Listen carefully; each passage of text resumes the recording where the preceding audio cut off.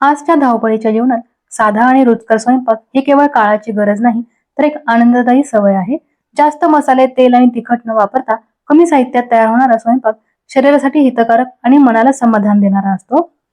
आपल्या चॅनलवरती मी तुमच्याबरोबर साध्या, सोप्या आणि रुचकर रेसिपीज शेअर करत असते. अगदी घरगुती जेवण मी बनवलेलं असतं आणि तेच तुमच्याबरोबर शेअर करते. साधा स्वयंपाक करण्यासाठी फार कौशल्याची गरज नसते. स्वच्छता, योग्य प्रमाण आणि प्रेमाने बनवलेलं अन्न हे त्याचं गमक आहे. जास्त तळलेले किंवा मसालेदार पदार्थ हे आरोग्यावर परिणाम करू शकतात. साधे घरगुती जेवण पचनासाठी हलके आणि आरोग्यासाठी चांगले असते. आणि म्हणूनच मी तुमच्यासाठी आज काळ्या घेवड्याचा रसा ही रेसिपी घेऊन आलेली आहे. चला तर मग मस्त अशा रेसिपीला सुरुवात करूया. घेवड्याची भाजी बनवण्यासाठी मी गॅसवरती कुकर ठेवला. त्याच्यामध्ये 2 चमचे तेल टाकलं. नंतर मोहरी टाकलेली आहे आणि जिरे सुद्धा टाकलेले आहेत. जिरी मोहरी छान तडतडली की आपण याच्यामध्ये एक कांदा टाकणार आहोत. एक कांदा मी बारीक चिरून घेतलेला आहे, तो तेलामध्ये टाकला आहे. आता हा कांदा आपण चांगला परतून घेऊया. कांदा आपल्याला अजिबात जाळायचा नाहीये, तो बदामी कलर येईपर्यंत परतून घ्यायचा आहे. कांदा जाळला की भाजीची चव सुद्धा कडवट होते, म्हणून कांदा जास्त जाळायचा नाही. कांदा चांगला परतून झाल्यानंतर आपण याच्यामध्ये एक टोमॅटो टाकणार आहोत. टोमॅटो ही मी बारीक चिरून घेतलेला आहे, तो तेलामध्ये टाकलेला आहे. आता टोमॅटो मऊ होईपर्यंत आपण छान परतून घेऊया. कांदा आणि टोमॅटो चांगला परतला गेलेला आहे. आता मी याच्यामध्ये मसाले टाकणार आहे. मी हिरवं वाटण आणि काळं वाटण दोन्ही वाटण एकदम करून ठेवते फ्रीजमध्ये. ऐन वेळी जेव्हा आपल्याला रस्सा भाजी करायची असेल तेव्हा हे वाटण फ्रीजमधनं काढायचं आणि भाजी करताना ते वापरायचं. इथे बघा, कांदा आणि खोबरं छान भाजून त्याचं काळं वाटण तयार केलेलं आहे. ते आधी मी 2 चमचे टाकून घेते कुकरमध्ये. याच्यानंतर आपण हिरवं वाटण टाकणार आहोत. हिरव्या वाटणामध्ये मी आलं, लसूण, कोथिंबीर आणि हिरवी मिरची हे 4 साहित्य वाटून घेते. हे वाटण मी करून ठेवते 1 आठवडाभराचं, जास्त दिवसाचंही नाही करायचं. 1 आठवडाभराचं करून ठेवायचं. कांदा खोबऱ्याचं वाटण टाकलं. आता मी आलं लसणाचंही वाटण टाकते आहे. हे दोन्ही वाटण टाकल्यानंतर आपण तेलामध्ये चांगलं परतून घेणार आहोत. वाटण टाकल्यानंतर जेव्हा आपण परततो ना, त्यावेळी इतका सुंदर सुगंध येतो ना, कारण आपण या वाटणामध्ये थोडेसे गरम मसाले सुद्धा वाटलेले आहेत.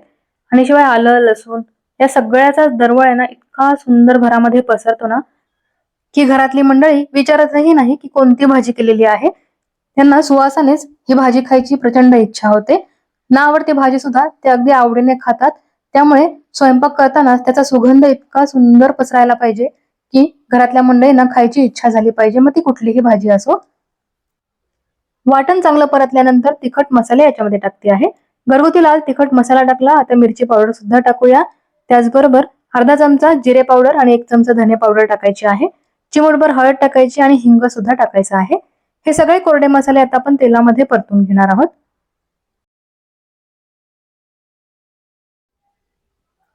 हे कोरडे मसाले तेलामध्ये लगेचच जळतात, म्हणून आपण अगदी अर्धा मिनिट हे मसाले परतून घ्यायचे तेलामध्ये. की नंतर याच्यामध्ये पाणी टाकायचं आहे थोडंसं, जास्त नाही, अर्धी वाटी पाणी टाकायचं. पाणी टाकल्याने काय होतं, हे मसाले जळत नाही, अगदी चांगले शिजतात. म्हणून बघा तुम्ही, अगदी अर्धी वाटी पाणी मी टाकलेलं आहे.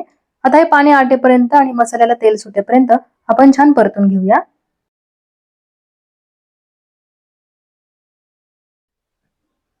मसाला आता चांगला शिजलेला आहे. तुम्ही इथे बघू शकता पाणी आटलेलं आहे आणि मसाल्याला तेल सुटलेलं आहे. आता मी याच्यामध्ये काळा घेवडा टाकून घेते. काळ्या घेवड्याच्या ओल्या शेंगा मी आणल्या होत्या आणि त्या निवडून घेतल्या. मग त्याच्यामध्ये असा काळा घेवडा निघालेला आहे. हा घेवडा आपण तेलामध्ये चांगला परतून घेऊया. पांढरा घेवडा किंवा काळा घेवडा दोन्ही घेवड्याची भाजी सेम पद्धतीनं करायची. कुकरमध्ये अगदी 5 मिनिटांमध्ये ही भाजी तयार होते. घेवडा आपण तेलामध्ये 1 मिनिटभर चांगला परतून घेऊया, म्हणजे तो पटकन शिजतो आणि मऊ शिजतो. तुम्हाला कढईत करायची असेल तर कढईत सुद्धा ही भाजी करू शकता. मला खूप घाई आहे, 5 ते 10 मिनिटांमध्ये ही भाजी तयार व्हायला पाहिजे, म्हणून मी ती कुकरमध्ये केलेली आहे. बघा, घेवडा परतून घेतलेला आहे. आता आपण याच्यामध्ये पाणी टाकूया. 1 ग्लासभर पाणी मी याच्यामध्ये टाकलेलं आहे, कारण मला जास्त रस्सा नको आहे, थोडीशीच भाजी करायची आहे, म्हणून ग्लासभर पाणी टाकलं. कारण कुकरमध्ये पटकन भाजी शिजते, त्यामुळे भाजीतलं पाणी आटत नाही जास्त. त्यामुळे आपण पाणी टाकताना ना जपून टाकायचं, अगदी खूप पाणी टाकायचं नाही, नाहीतर भाजी ही पातळच होऊन जाते. त्यामुळे मापात पाणी टाकायचं जेव्हा आपण कुकरमध्ये भाजी करतो त्यावेळेस. आता मी चवीनुसार मीठ टाकलेलं आहे. बारीक चिरलेली कोथिंबीर टाकूया. त्याचबरोबर कसुरी मेथी सुद्धा याच्यामध्ये टाकायची आहे. सगळं चांगलं मिक्स करायचं आणि कुकरला झाकण लावायचं.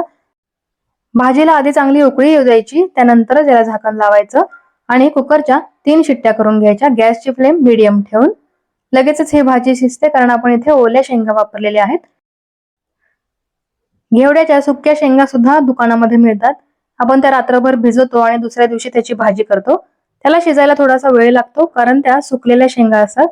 पण जेव्हा तुम्ही बाजारातून ओल्या शेंगा आणता, त्या निवडून त्याची भाजी करता, त्यावेळी तो ओला घेवडा आहे ना, तो लगेचच शिजतो. त्यामुळे आपल्याला इथे 2 ते 3 शिट्ट्या करायच्या आहेत. तुमचा कुकर जसा आहे त्या पद्धतीने तुम्ही करा. माझ्या कुकरमध्ये 3 शिट्ट्या केल्या की ही भाजी चांगली शिजते, म्हणून मी 3 शिट्ट्या करून घेणार आहे. कुकरच्या 3 शिट्ट्या करून घेतल्या. आता कुकर थंड झालेला आहे. आता आपण बघूया. भाजी अगदी मस्त झालेली आहे. कलर बघा किती सुंदर आलेला आहे आणि सुगंध तर इतका अप्रतिम येतो आहे ना. रस्साही अगदी मला पाहिजे तसा दाटसर झालेला आहे. जास्त पातळही नाही आणि खूप घट्ट सुद्धा नाही. अगदी साधी, सोपी, झटपट होणारी रुचकर घेवड्याची भाजी आपण आज केलेली आहे. गरमागरम भाजी चपाती बरोबर, भाकरी बरोबर किंवा भाताबरोबर अतिशय भन्नाट लागते. तुम्ही या पद्धतीनं नक्की करून बघा आणि कशी वाटली ही रेसिपी मला नक्की कमेंट करून सांगा. आजची रेसिपी तुम्हाला आवडली असेल तर व्हिडिओला लाईक करा, शेअरही करा आणि चॅनलवरती नवीन असाल तर चॅनलला जरूर सबस्क्राईब करा आणि हो बाजूचे बेल आयकॉनही प्रेस करा. यामुळे तुम्हाला आपल्या चॅनलवरील नवीन नवीन रेसिपीचे नोटिफिकेशन हे लगेचच मिळणार आहे. अशीच मस्त रेसिपी घेऊन आपण पुन्हा भेटूया. धन्यवाद.